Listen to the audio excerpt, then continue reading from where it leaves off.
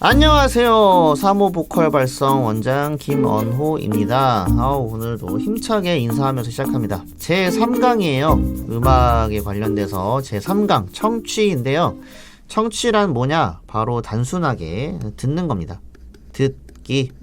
노래를 잘 부르기 위한 첫걸음이 돼요. 사실 여러분들 음악의 3요소도 있고 대중가요의 뜻도 파악하는 시간이 있었지만 이 청취는 굉장히 내 노래 실력과 정말 직접적으로 연결될 수 있는 아주 중요한 단계입니다. 그래서 여러분들 끝까지 들어보시면서 강의 듣고 궁금한 점 있으면 꼭 질문 남기셔서 모든 정보를 다 가져가십시오. 체득화 시켜가지고 노래 실력 늘기를 정말 간절히 바랍니다. 여러분들께 정말 좋은 영향을 끼치고 싶은 멘토가 되는 게 저의 꿈이에요. 그래서 그 꿈을 이루기 위해서 열심히 또 진행을 하도록 하겠습니다. 여러분들 노래를 잘 부르려면 어떻게 해야 될까요? 노래를 잘 부르려면 청취를 해야 됩니다. 듣기를 잘 하셔야 돼요. 많은 사람들이 좀 노래 잘하려면 어떻게 하냐라고 하면서 찾아보는 영상들이 호흡을 어떻게 하는지, 발성을 어떻게 하는지, 테크닉이 어떤 게 있는지, 바이브레이션, 꺾기 등등등 여러 가지를 떠올리는데 가수가 언제 숨을 마시고 언제 뱉는지를 알려면 일단 들어야 돼요, 여러분들. 이 가수가 숨을 깊게 마시는지 얕게 마시는지 확인하려면 들어보셔야 돼요. 하고 마시면 깊게 마시는 걸 거고 마시면 짧고 얕게 마시겠죠? 들으면 여러분들 생각보다 잘 파악할 수 있습니다. 발성도 마찬가지예요. 가수가 그냥 내가 생각했을 때 김범수라는 가수는 좀 단단하게 잘 부르죠. 그러면 김범수라는 가수는 모든 곡의 모든 파트를 다 단단하게 낼까요? 절대 아니겠죠. 혹은 어떤 가수는 테크닉 중에서 꺾기를 굉장히 잘해요. 와 엄청 막 잘해. 막 휘황찬란해요. 그리고 막 바이브레이션 너무 막 잘해. 그러면 이 가수는 모든 노래마다 동해물과 백두산이 막 이렇게 다 꺾으면서 다 바이브레이션 하면서 부를까요? 아니겠죠. 언제 어떤 모양으로 꺾는지, 언제 바이브레이션 하는지, 타이밍이 어떤지, 언제 호흡 마시는지, 발성이 진한지 연한지 이 한 곡 안에 무조건 김범수 가수가 단단하고 고음을 잘 낸다고 해서 모든 곡이 다 고음으로만 이루어진 게 아니기 때문에 여러분들은 이 가수가 어떻게 부르는지 듣고 그리고 이제 그걸 분석한 내용을 적어가면서 연습을 하셔야 돼요. 그래서 이 듣는 건요. 노래 실력을 상승시키기 위해서는 굉장히 필수적인 요소라고 생각이 듭니다. 실제로 레슨을 해보고 많은 분들께 여쭤보니까 생각보다 듣는 거를 좀 자주 하시는 분들이 없어요. 이 듣기는 여러분들 그냥 운전하다가 노래 틀어놓고 업무 보시면서 노래 틀어놓고 일하면서 노래 틀어놓고 그렇게 심심해서 사운드를 채우려고 음악을 트는 그런 듣기가 아니라 정말 진지하게 내가 들어보겠다라 마음 먹고 시간을 투자해서 듣는 걸 얘기를 해요. 또 정리를 해보면 호흡이든 발성이든 테크닉이든 전부 다 들은 만큼만 표현할 수 있어요. 저희들은. 아무리 좋은 발성을 배워도 귀가 그 소리를 인지하지 못한다면 몸으로 그 소리를 낼 수가 없습니다. 목식 호흡에 대해서 아무리 배운다고 한들 실제로 호흡이 이루어질 때 어떤 소리를 들을 수가 없다면 그 사람은 그 호흡법을 좀 노래에 적용하기는 굉장히 어려워집니다. 잘 들으셔야 돼요. 노래 실력은 입이 아니라 귀에서 먼저 결정이 됩니다. 단순하게 한번 얘기를 해보면요. 한 가지 에피소드를 한번 얘기를 해볼게요. 아기랑 엄마가 있어요. 보통 이제 어머님들이 아기한테 처음으로 가르치는 말은 엄마예요. 엄마라는 글자를 가르치는데 여러분들 상상을 한번 해봅시다. 이제 막 태어난 1살짜리 아기가 있어요. 돌도 지나지 않았어요. 아기를 이제 안고 엄마랑 눈을 마주치면서 이렇게 합니다. 엄마, 엄마. 엄마라는 단어를 그냥 무작정 들려줘요. 그러면 아기가 나중에 어떻게 얘기를 하죠? 엄마를 따라서 엄마, 엄마, 맨 처음에 이렇게 반응을 합니다. 근데 혹시 이런 엄마 계실까요? 아기를 딱 안고 바라보면서 자, 엄마라는 단어를 가르쳐 줄 거야. 자, 입을 살포시 벌려서 복식 호흡을 마신 다음에 어를 뱉으면서 뱉는 중간에 끝머리에 미음 발음을 하기 위해 입술을 붙이게 되면 이라고 나오고 그거를 소리를 멈추지 않은 상태에서 입을 떼면 마 하고 발음이 나와. 자, 해봐! 이렇게 알려주는 엄마가 있을까요? 없을 겁니다. 세상에 존재하지 않을 거예요. 그렇게 따졌을 때 우리도 음악을 할 때 먼저 듣고 따라하는 게 굉장히 좋다는 에피소드가 될 것 같습니다.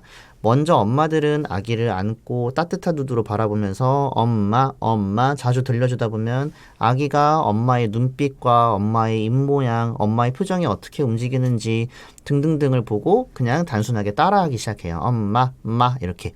그럼 엄마는 너무 신나서 주변 친구들, 주변 가족들에게 우리 아기가 드디어 엄마라는 단어를 뱉었다. 물론 그 엄마라는 단어가 정확한 엄마는 아니지만 너무 기쁘게 자랑을 하죠. 제가 얘기 드리고 싶은 거는 음악하고 언어는 굉장히 성질이 비슷해요. 그래서 많이 듣고 많이 따라 하시는 분들이 굉장히 실력이 많이 늘 수 있습니다. 그렇다면 여러분들 어떻게 들어야 할까요? 자, 순서를 따지고 보면은 처음에는 단순한 청취입니다. 방금 얘기 드렸던 에피소드처럼 먼저 단순하게 청취를 하는 거예요. 내가 이 노래를 들을 때 어떤 느낌이 드는지 뭐 대충 전체적인 맥락을 스케치를 해보는 거죠. 그 다음에 자세하게 분석을 들어가야 돼요. 근데 많은 분들이 여기서 실수하는 게 음악을 들으면 바로 자세한 분석 청취로 넘어가시는 분들이 있어요. 그래서 음악이 막 너무 스트레스 받고 너무 어렵고 그런 분들 얘기를 들어보면 더 열의 아홉은 분석을 먼저 하시더라고요. 여러분들 그게 아니라 단순하게 먼저 듣는 게 좋습니다. 그 다음에 단순하게 듣고 스케치를 따고 자세하게 분석을 해서 얻어진 데이터가 있으면 그 다음에 뭐를 해야 돼요? 바로 따라 해보는 겁니다. 엄마가 이렇게 말을 한 게 맞나? 엄마 했나? 근데 엄마 반응이 너무 좋아. 그럼 잘한 거겠죠? 그렇게 내 소리하고 원곡을 비교해가면서 따라 해보시면 됩니다. 자, 그러면 단순 청취는 어떻게 하면 좋을까요? 너무 쉬워요. 단순 청취는 한 번에 처음부터 모든 거를 다 들어보겠다라는 마음으로 시작한다기보다는 정말 그냥 편안한 상태에서 뭐 스피커가 됐든 이어폰이 됐든 여러분들이 편한 걸로 음악을 전체적으로 틀어놓고 어떤 감정선인지 내 기분이 지금 어떤지 단순하게 듣고 나서 노래 한 곡이 끝나고 나면 그 느낌을 메모하시면 돼요. 감정이나 뭐 드는 생각들 그런 것들을 메모를 하시면 되고 그렇게 전체적인 느낌을 그냥 받아들이시면 됩니다. 두성이 흉성이 막 그러는 게 아니라 그냥 전체적인 느낌을 그대로 그냥 받아들이는 거. 이게 굉장히 중요해요. 곡의 분위기, 감정의 흐름, 어디서부터 고조되고 어디서 풀리는지 이런 큰 흐름들을 귀로 익히는 단계라고 보시면 되고 그래서 이 단순 청취 단계에서는 공부가 아니라 익숙해지는 과정이에요. 내가 지금 잘하고자 하는 음악을 자세하게 막 머리 아프게 듣는 그런 과정이 아니라 아 이런 노래구나 하고 익숙해지시는 과정으로 받아들이시면 됩니다. 분석 청취는 무엇이냐? 두 번째 단계인데요. 우리의 이 뇌는 빠르게 받아들이지만 그만큼 쉽게 잊어버리게 돼요. 그래서 단 한 번 듣는 것만으로도 음악의 모든 요소를 파악하는 것은 사실상 정말 엄청난 천재가 아닌 이상 불가능한데요. 안타깝게도 저도 천재가 아니기 때문에 듣는 걸 굉장히 많이 합니다. 중요한 것이 바로 반복 청취인데 분석 청취에서 따라오는 거는 바로 반복 청취예요. 반복해서 듣기예요. 어쩔 수 없어요, 여러분들. 많이 들으셔야 됩니다. 그래서 이 반복 청취를 할 때는 제가 지금 설명하는 단계에 맞춰서 목적을 맞춰서 나누어서 듣는 게 좋아요. 맨 처음에는 리듬을 맹목적으로 분석하고 그 다음에는 멜로디를 분석을 하고 예를 들어서 리듬을 들을 때는 이 노래가 4분의 4박자로 지금 진행이 되는 것 같은지 8분의 6박자인 것 같은지 등등등을 들으시면 될 거고 혹은 뭐 이 사람이 가수가 리듬을 좀 정박으로 타는지 아니면 좀 뭔가 정박보다 살짝 느리게 살짝 빠르게 나오는 구간이 있는지 완전히 리듬에만 포커스를 맞춰서 분석을 하시면 돼요. 그 다음에 이제 멜로디를 들으실 때는 예를 들어 애국가 동해물과 백두산이 부르게 되면 동보다 해가 높은지 해가 그러면 동보다 얼마만큼 높은지 동해물 그럼 물자는 해에 비해서 얼마나 떨어지는지 등등 음의 차이를 자세하게 들으시는 거예요. 또 다른 쪽으로는 노래가 보통 구조가 노래 처음 부분 벌스가 있고 코러스 이렇게 단순하게 나눠볼게요. 그러면 벌스에서는 멜로디가 좀 어려운지 단순한지 코러스는 단순한지 어려운지 등등등 이 멜로디에만 포커스를 맞춰서 들으시는 거예요. 그 다음에 표현, 감정을 어떻게 전달하는지 표현은 강약으로도 이제 분석이 되거든요. 강약이나 바이브레이션이라고 하죠. 정확한 명칭은 비브라토예요. 바이브레이션의 정확한 명칭은. 근데 여러분들이 많이 아시는 단어로 그냥 쓸게요. 바이브레이션. 예를 들어서 동해물과 백두산이 하면은 제가 동해자에 강을 주고 나머지는 좀 빼고 백두산이 할 때는 백자에 강을 주고 두산이를 뺐죠. 바이브레이션을 어디서 하는지 동에서 떠는지 해에서 떠는지 이런 것들을 들으시면 돼요. 표현을 어떻게 하나. 그럼 이 강약과 바이브레이션 등등 이제 표현 기술들이 어떤 걸 표현하게 되냐면 감정 전달을 좀 결정하게 돼요. 그래서 이런 표현을 분석하면서 어떤 것 때문에 이 슬픈 느낌이 더 과감해지는지 더 심하게 다가오는지 등등을 호흡이랑 같이 연결해서 들으시면 됩니다. 발성이 이제 여러분들이 좀 어렵게 생각을 하시는 경우가 있어요. 발성은 그냥 어떤 거냐면요, 여러분들. 뭐 흉성이니 두성이니 비강 공명이니 인두강을 활용한다더니 뭐 그런 것들이 중요한 게 아니라 너무 머리 아파요. 발성은요, 소리의 질감이에요. 예를 들어서 제가 동해물과 백두산이 부를 때 거친 질감으로 부르게 된다면 동해물과 백 이렇게 부르겠죠. 그럼 질감이 어때요, 여러분들? 거칠죠. 거친 발성을 그럼 어떻게 만들어내냐? 이때부터 뭐 여러 가지 공부가 필요한데 뭐 접촉을 뭐 살살 해놓고 호흡을 좀 과하게 뱉으면 되겠다 이렇게 그냥 단순하게 표현할 수 있는데 이렇게 질감으로 구분을 하는 게 있고 그 다음에 제가 만약에 동해물과 백두산이 부르게 되면 소리가 좀 단단하죠. 아, 그러면 이거는 소리의 질감이 단단하구나, 단단하구나, 거칠구나. 그 다음에 뭐 노래를 부를 때 동해 이렇게 부르면 좀 두성의 느낌이 강한 거고 좀 얇죠. 소리가 얇고 뭔가 높은 소리로 뻥하게 진행되면 두성인 거고 동해 이렇게 두껍게 부르면 흉성이 강하구나.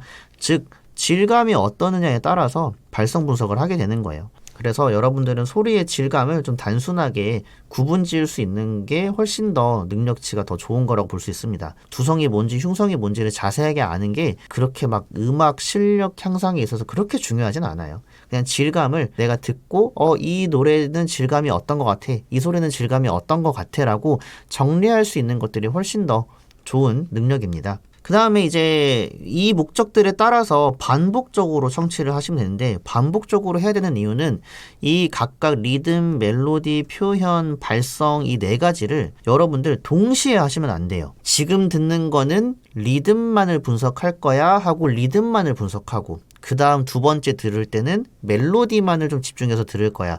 동이 낮은지 해가 낮은지 물이 낮은지 과가 낮은지 이런 것들을 내가 멜로디에만 맞춰서 들을 거야. 그 다음에 표현, 이 사람이 동을 약하게 하고 해를 강하게 하는 것들, 그런 것들을 강약이나 아니면 내가 바이브레이션에만 좀 포커스를 맞추고 들을 거야. 바이브레이션만 있는 게 아니에요. 또 꺾기도 있어요. 예를 들어서 동해 하면은 제가 해를 꺾어서 올렸죠. 이런 것들을 이번엔 강약만 볼 거야. 그 다음엔 바이브레이션만 볼 거야. 그 다음엔 꺾는 것만 볼 거야. 등등등 표현만 하더라도 우리가 3번 정도로 나눠서 들을 수가 있어요. 그럼 결국에 우리는 반복적으로 들을 수밖에 없는 거죠. 발성도 마찬가지죠. 질감이 동에서는 어떤 질감을 쓰는지, 이 사람이 여리게 연하게 부르는지 진하게 쓰는지를 알려면 또 되게 반복적으로 자세하게 들을 수밖에 없어요. 그래서 이 목적들에 따라서 반복적으로 듣는 게 분석 청취의 핵심입니다. 그래서 단순 청취랑은 다르게 단순한 감상이 아니라 분석하면서 학습하는 과정이에요. 이 노래가 어떻게 구성이 돼 있나 학습을 하는 것이기 때문에 이 분석 청취도 굉장히 중요하다고 볼 수 있습니다. 마지막 이제 모방 청취인데요. 모방 청취 단계에서는 여러분들이 이제 듣고 끝나는 것이 아니라 직접 소리로 표현해보는 단계인데요. 드디어 이제 불러보는 시간이죠. 불러보는 시간. 분석했던 내용을 바탕으로 불러보는 단계예요.